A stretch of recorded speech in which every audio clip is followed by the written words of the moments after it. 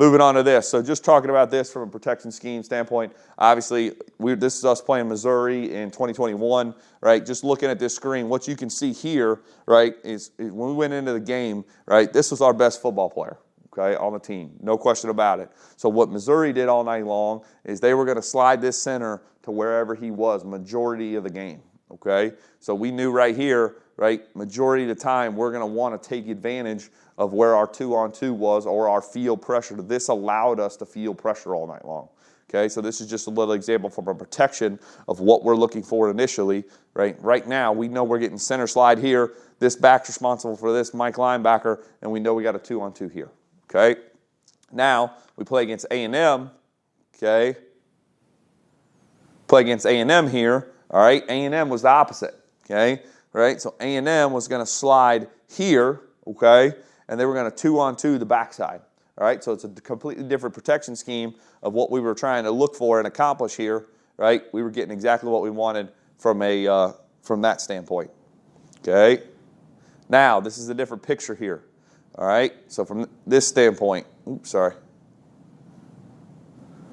right, from this standpoint, all right, we just showed them, right, a pre-snap look of basically some form of bare front. Okay, so we gave them some form of bare front. We knew we were going to get some form of 5-0 protection in this situation. Okay, so we knew we were going to get big on big across, right? Quarterback was off of the Mike linebacker. All right, so that was just a different example of that, of what we're trying to get accomplished. Here we go.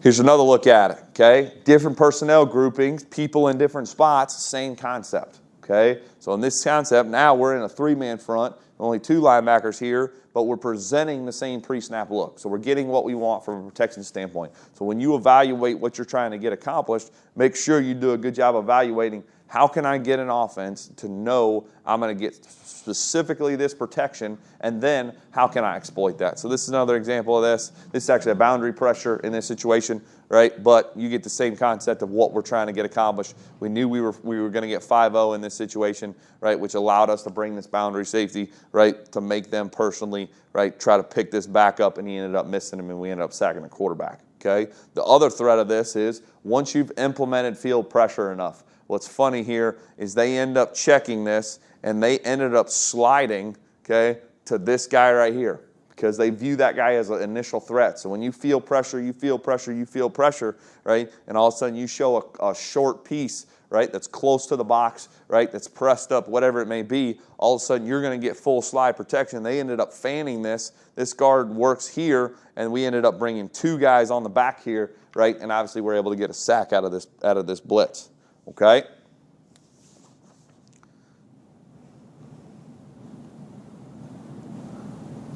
Here we go. So, all right, pressure package wise, okay? All right, this is kind of the next aspect of this. We're working into, all right, how do we understand and how do we build our pressure package?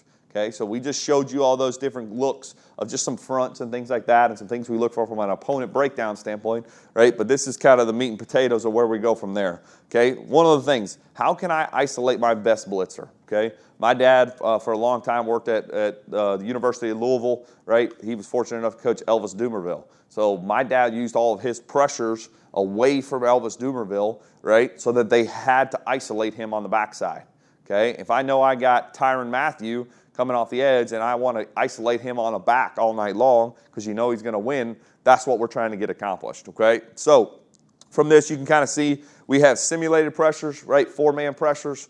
We have 5-man pressures, 6-man pressures, and 7-man pressures. And obviously you can see from that standpoint, there's a multitude of coverages that you can play behind those things, okay? So obviously, right, from a simulated pressure standpoint, you play your cover 1s, okay, right? You can play Tampa, you can play your variations of cover 3, but understanding that I'm bringing a 4th rusher, okay, from a second-level player, so it is to a quarterback, it looks like they're getting pressure, okay? But really all we're doing is we're playing a 7-man coverage, okay? Right? The positive to this is also, versus a run game, it's always a 5-man pressure versus run. It's a 4-man rush versus pass, okay? So it allows you to add an extra hat into the run game, right, but still staying sound, trying to eat their back up in protection, obviously, and then being able to stay sound with your numbers schematically for the pass, okay? obviously, you see this here, right? When we played Texas A&M, we got a bunch of 5 out. We knew we were getting 5 out all night. So we ran a bunch of simulated pressure to get immediate pressure on the quarterback,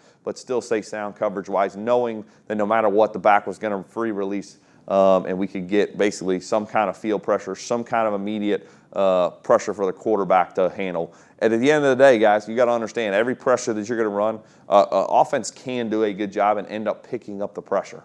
Okay, so you have to teach, and you got to do a really, really good job teaching your guys and letting them understand that at the end of the day, it's still their responsibility to win their one-on-one if they get a one-on-one opportunity. Okay, all right. So we'll go into a couple of these. Let's see a couple of these. Obviously, here we're bringing the field side nickel. Okay, so this is obviously out of our odd stuff. Bringing the field side nickel, it allows us obviously to fit this run. We're adding a 6 guy into the box with the field pressure.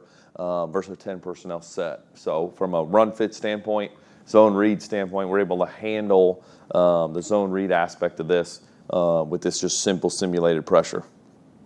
Right, obviously you see him, he tackles us for loss, being able to play both, right? It's a way for us, if teams are going to spread us out, we can run our simulated pressures and still be effective in stopping the run in this example. So kind of see that here, okay? Right, bringing off the field edge.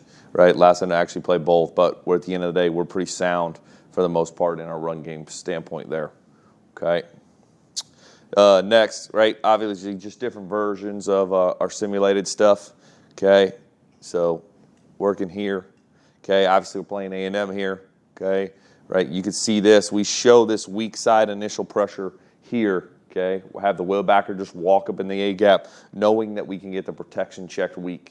Okay, so we talked about that in when we're talking about simulated pressures. If teams are going to be really big about 5 out, in which A&M always was, we wanted to get the protection checked certain ways to make sure we could free up our field side pressure. It's simulated pressure. So here what we do is we walk the wheel up, we get the protection protected, we know the back's going to get out, and what allows us to bring this mic, okay, right, free, right, where the tackle basically has to make a decision here. Okay, so he comes here. Right, we get this, we get the freebie pressure here from the field side, right, allows us immediate pressure on the quarterback, but we stay sound from a coverage standpoint because we're still dropping 7 guys in the coverage. We're playing 4 underneath, 3 deep here, right, just different versions with immediate pressure on the quarterback, okay? All right, can see it here, right, another view of it. All right, another view of it. Like I told you, Will walks up, sees what he needs to see, okay? Center checks the protection to the left here, right? Allows us free pressure weak, okay? Got exactly what we wanted from that process.